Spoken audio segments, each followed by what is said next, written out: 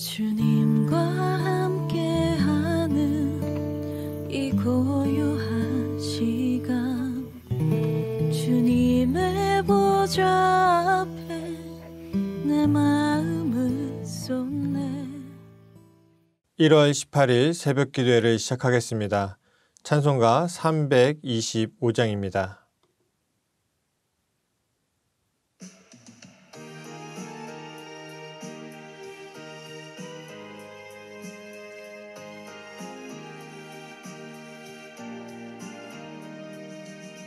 예수가 함께 계시니 시험이 오나 겁없네.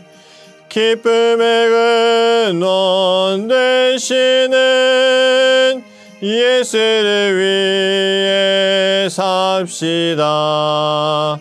날마다 주를 섬기며 언제나 주를 기리고 그 사랑 안에 살면서 딴 길로 가지 맙시다.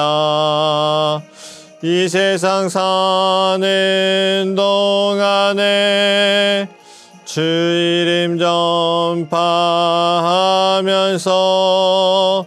무한한 복락 주시는 예수를 위해 삽시다. 날마다 주를 섬기며 언제나 주를 기리고 그 사랑 안에 살면서 딴 길로 가지 맙시다. 이 세상 친구 없어도 예수는 나의 친구니 우리 하늘을 버리고 예수를 위해 삽시다. 날마다 주를 섬기며 언제나 주를 기리고 그 사랑 안에 살면서 딴 길로 가지 맙시다. 주께서 심판하실 때 잘했다 칭찬하리니 이러한 상급 받도록 예수를 위해 삽시다. 날마다 주를 섬기며 언제나 주를 기리고 그 사랑 안에 살면서 딴 길로 가지 맙시다. 아멘. 오늘 하나님께서 우리에게 주시는 말씀은 마태복음 4장 1절에서 11절까지 말씀입니다. 그때 예수께서 성령에게 이끌려 마귀에게 시험을 받으러 광야로 가사 40일을 밤낮으로 금식하신 후에 줄이신지라. 시험하는 자가 예수께 나와서 이르되 내가 만일 하나님의 아들이거든 명하여 이 돌들로 떡덩이가 되게 하라. 예수께서 대답하여 이르시되 기록되었으되 사람이 떡으로만 살 것이 아니요 하나님의 입으로부터 나오는 모든 말씀으로 살 것이라 하였느니라 하시니, 이에 마귀가 예수를 거룩한 성으로 데려다가 성전 꼭대기에 세우고 이르되 내가 만일 하나님의 아들이거든 뛰어내리라. 기록되었으되 그가 너를 위하여 그의 사자들을 명하시리니 그들이 손으로 너를 받들어 발이 돌에 부딪히지 않게 하리로다 하였느니라. 예수께서 이르시되 또 기록되었으되 주 너의 하나님을 시험하지 말라 하였느니라 하시니, 마귀가 또 그를 데리고 지극히 높은 산으로 가서 천하 만국과 그 영광을 보여 이르되 만일 내게 엎드려 경배하면 이 모든 것을 내게 주리라.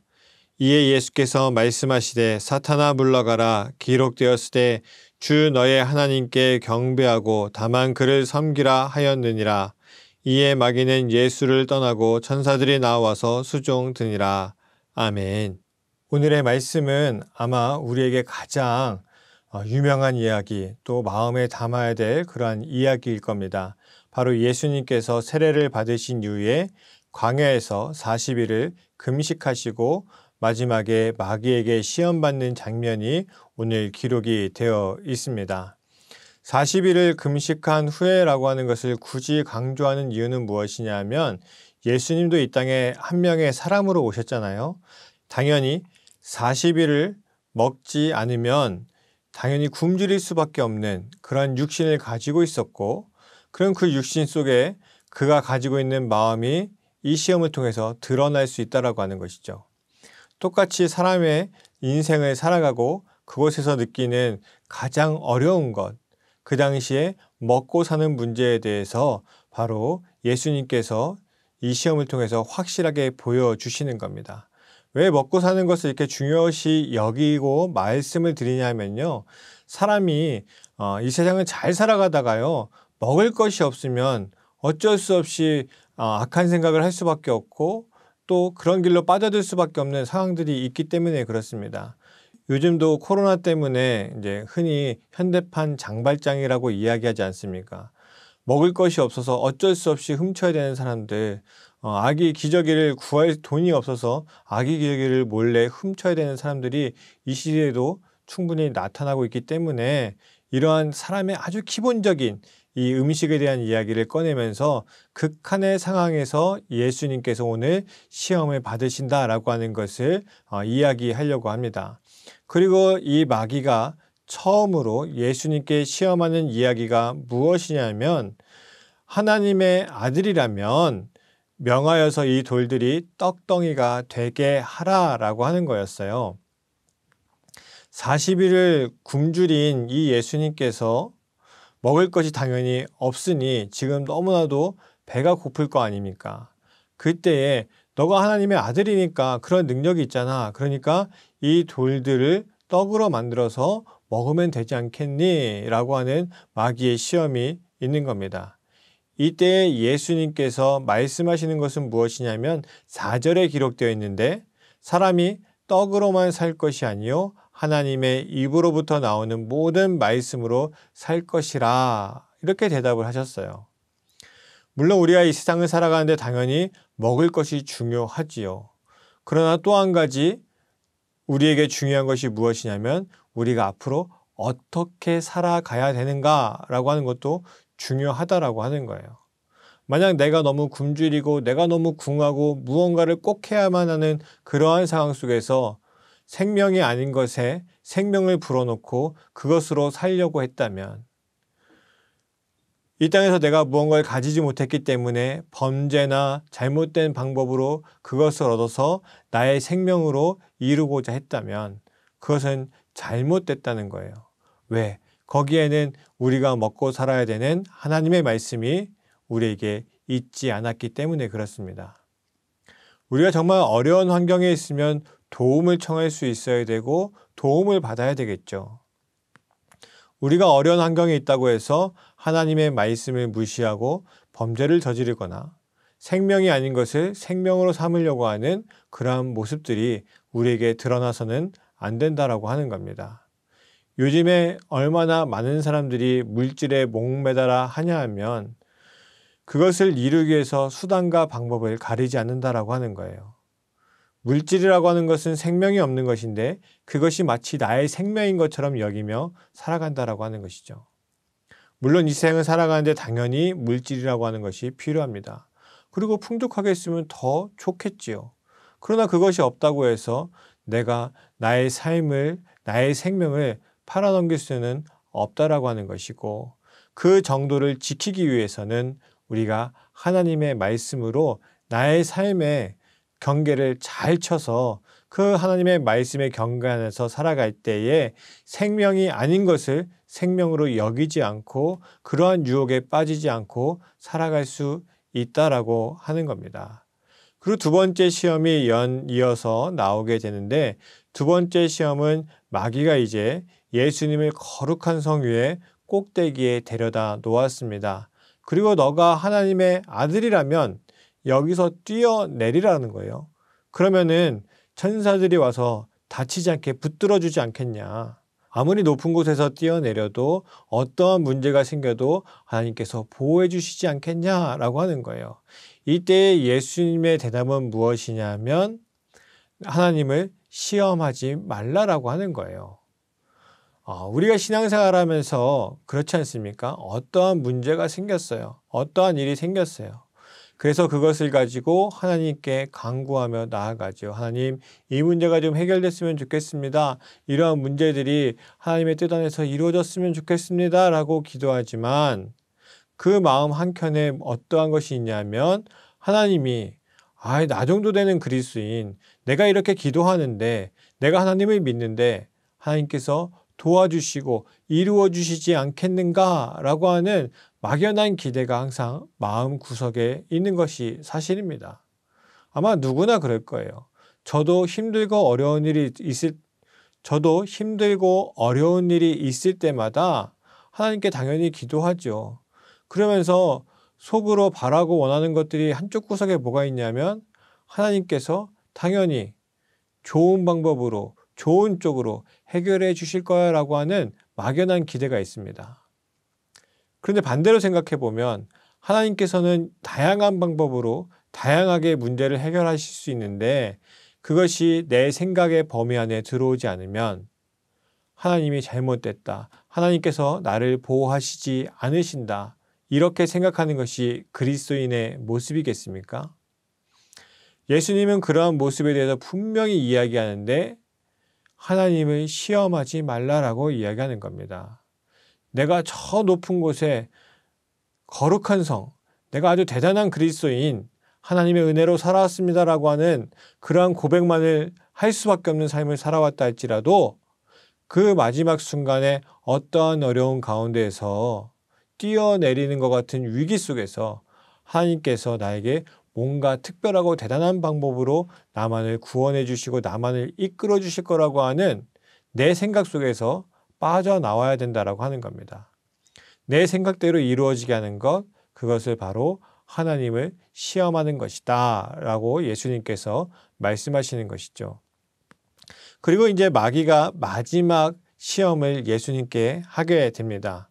마지막 시험은 무엇이었냐면 높은 산으로 올라가서 천하 만국의 그 영광을 다 보여주면서 만약 너가 나에게 엎드려 절하면, 예수님이 마귀에게 엎드려 절하면 이 모든 것을 주겠다라고 하는 마지막 시험이었습니다. 이때에 예수님의 대답은 무엇이었냐면 주 너의 하나님께 경배하고 다만 그를 섬기라 라고 하는 대답이었습니다. 여러분, 이전에는 마귀가 예수님께 이야기할 때 이런 거였어요. 너가 하나님의 아들이라면 이렇게 해봐, 저렇게 해봐, 하나님께서 해주시지 않겠어? 하나님께서 그런 것을 허락하시지 않겠어? 뭐 이런 내용이었어요. 그런데 앞의 내용들, 정말 힘들고 어려울 때에 하나님께서 떡도 주시지 않고 정말 위기 속에서 하나님께서 구원해 주시지 않는다면 너가 그리스도인으로 살아갈 수 있겠니? 그게 아니라 이제 그런 것을 다 걷어치우고 나에게 절하면, 사탄이 이야기하는 그 말에 동의하면 그 모든 것을 얻게 해주겠다라고 하는 거예요. 여러분, 이 이야기가 얼마나 무서운지 아십니까? 우리가 교회에서 신앙생활하면서 기도도 열심히 하고 나는 이런 사람이야, 나는 이러한 신앙생활을 해왔어, 나는 이러한 신앙의 업적을 쌓아왔어 라고 하는 것을 아무리 드러내도, 내가 하나님의 아들인 것처럼 앞에서 아무리 이야기해도 마지막에 사탄이 우리에게 주는 시험은 무엇이냐면 바로 이런 겁니다. 네가 그렇게 살아왔다 할지라도 세상에서 무언가 얻기 위해서 나에게 절한다면, 옳지 않고 불법적인 일들을 통해서 너가 무언가를 얻어갈 수 있다면 나에게 절할래? 하나님께서는 너에게 돈도 주시지 않고 위기 속에서 구원해 주시지도 않잖아. 지금 이 시대가 돈이 있으면 다 되는 시대고 명성이 있고 지위가 있으면 되는 시대인데 하나님께서 그런 거 너희들에게 약속하지 않잖아. 그러니까 나에게 와서 절하면 내가 이 모든 것을 줄게. 여러분, 이게 얼마나 무서운 이야기인 줄 아세요? 그리스도인들이 오늘날 이 땅에서 신앙생활을 잘하면서 산다라고 이야기하지만 세상에 나와서는 이중적으로 살아간다라고 하는 거예요. 요즘에 그리스도인들이 얼마나 큰 범죄를 저질러서 뉴스에 나오는 거 한번 보세요. 얼마 전에 있었던 아동학대 사건도 그렇습니다. 아동학대를 했던 그 부부의 부모들이 다 종교 관련해서 목사라고 하는 이름을 가지고 있는 사람들이었습니다. 이 시대에 자기들이 원하는 것을 요구하면서 그것이 마치 하나님의 뜻인 것처럼, 교회의 뜻인 것처럼 하나님의 이름을 앞세워서 나가는 사람들이 얼마나 많이 있습니까? 또 교회에서는 정말 신실하고 대단한 사람처럼 보이지만 막상 세상에 나가면 악덕하게 살아가는 사람들이 얼마나 많이 있습니까? 그러한 모습을 보면 하나님의 아들이라고 불릴 때에 그러한 공동체 안에 반경 안에 있을 때에는 나는 이런 것도 안 하는 사람이야. 나는 이런 것도 물리칠 수 있어. 신앙적으로 살아갈 수 있어 라고 이야기하지만 막상 세상에 나아가서 그 모든 것을 얻을 수 있다라고 하면 거기에 절하는 것이 우리의 모습일 수도 있다라고 하는 것이죠. 오늘 이 말씀을 보면서 저는 그러한 두려움이 생겼습니다. 그러한 걱정이 생겼습니다. 내가 지금은 이 교회라고 하는 공동체 안에 있으니까 목사로서 이러한 모습, 저러한 모습을 보여줄 수 있는데 정말 세상에 나아가서 일반적인 삶을 살아간다면 정말 절하지 않고 살아갈 수 있겠는가? 그것을 얻기 위해서 하나님만이 아니라 세상의 것을 섬기는 삶을 살아가지 않을 수 있을까? 그걸 버텨낼 수 있을까? 저는 갑자기 그런 두려움이 생겼습니다. 아마 우리 성도님들은 세상에 나아가서 세상 일도 해야 되고 또 경제적인 활동도 해야 되고 그래야 또 살아갈 수 있는 길이 열리고 그런 삶을 대부분 살아가실 텐데 참 걱정이 되면서도 참 대단하시다라는 생각이 듭니다. 어찌 그런 유혹에 빠지지 않고 세상에 나아가서도 하나님의 자녀로 살아가고 계신가? 만약 그렇지 못한 부분이 있으면 우리 성도님들이 예수님께서 하신 이 말씀들을 기억하며 이겨나가셨으면 좋겠습니다. 마지막으로 말씀을 드리자면 오늘 시험이 있었습니다. 이 세 가지 시험에 예수님은 모두 하나님의 말씀으로 대답을 하셨습니다. 우리 성경에 보면 예수님께서 대답하실 때마다 기록되었으되 구약 성경에 기록된 하나님의 말씀을 뜻하는 것이죠. 하나님의 말씀을 통해서 사탄에게 대답하여 이 모든 것을 이겨낼 수 있습니다. 여러분, 오늘 이 예수님의 굶주린 상황과 이 사탄이, 이 마귀가 시험한 내용들을 보십시오. 우리가 일반적인 상황 속에서 그것을 거절할 수 있겠는가? 아마 거절하기 굉장히 힘들 겁니다. 그러나 그것을 거절하고 이겨나갈 수 있는 것은 예수님의 마음속에 하나님의 말씀이 중심이 되어서 온전히 서 있기 때문에 가능한 일입니다. 여러분, 우리가 함께 하나님의 말씀을 더 가까이 해야 될 때입니다. 지금과 같이 코로나 바이러스로 인해서 계속 이렇게 왔다 갔다 하며 제대로 공동체 생활을 할 수 없을 때에 더 힘이 되어주고 중심이 서야 되는 것이 바로 하나님의 말씀입니다. 우리가 1년 동안 성경 일독을 합시다. 말씀을 가까이 합시다. 말씀을 필사해 봅시다. 라고 하는 것은 다른 것이 아닙니다. 그것을 통해서 하나님의 말씀을 가까이 해야만 우리가 살아가는 이 시대 가운데 흔들리지 않고 무너지지 않고 사탄과 마귀의 유혹에 빠지지 않고 살아갈 수 있기 때문에 그렇습니다. 하나님의 뜻을 이루어갈 수 있기 때문에 그렇습니다. 우리 성도님들께서 오늘의 말씀을 통해서 이 시험은 예수님도 받으신 시험이고 이 시험은 우리에게도 올 시험이고 앞으로도 계속해서 이어질 시험인데 우리가 이것을 어떻게 이겨나가야 되겠는가 하나님의 말씀으로 이겨나가시고 하나님의 자녀로서 살아가시길 바라고 세상에서도 하나님의 자녀로 살아가시면 이 모든 시험 속에서 더 자유롭게 또 하나님 앞에 온전한 모습으로 나아가게 되실 줄 믿고 함께 힘을 내서 이 어려운 시기를 말씀으로 또 온전한 신앙으로 이겨내시기를 간절히 축원합니다. 기도하겠습니다. 사랑의 하나님 아버지, 오늘 예수님의 시험의 이야기를 보게 됩니다. 예수님이 40일 동안 굶주린 상태에서 이 시험을 받으셨습니다. 그리고 그러한 생명의 위기 속에서 보호받는 것, 그리고 이 세상에서 이루고자 하고 얻기 원하는 것, 우리에게도 오는 시험입니다. 우리도 때때로 이러한 시험에 무너지곤 합니다. 사랑의 하나님 아버지, 예수님께서 하나님의 말씀을 통해서 이 모든 것을 물리치시고 하나님의 사역을 시작하셨던 것처럼 오늘 우리도 이러한 시험에 항상 시달리고 있습니다. 하나님 아버지, 이 땅에서 우리가 이러한 시험 속에서 흔들리지 않을 수 있는 방법은 하나님의 말씀뿐입니다. 하나님의 말씀을 더 가까이 하게 하셔서 세상에서 끊임없이 우리에게 오는 이러한 시험 속에서 하나님의 말씀을 따라 살아갈 수 있는 우리들이 되게 하시고 이 시험이 한두 번으로 끝나는 것이 아니라 평생 우리를 따라다닐 텐데 그때마다 하나님께서 하신 말씀을 통해 우리는 온전한 길로 온전한 선택으로 나아가게 하셔서 흔들리지 않고 특히 코로나 시대에 우리가 신앙의 공동체의 활동을 더 할 수 없어서 우리가 신앙적으로 어려움을 겪고 있는데 이럴 때일수록 하나님의 말씀을 기억하고 하나님의 말씀을 가까이 하게 하셔서 흔들림 없이 나아갈 수 있는 우리 모두가 되게 하여 주옵소서. 이 모든 것을 이루실 예수 그리스도의 이름으로 기도합니다. 아멘.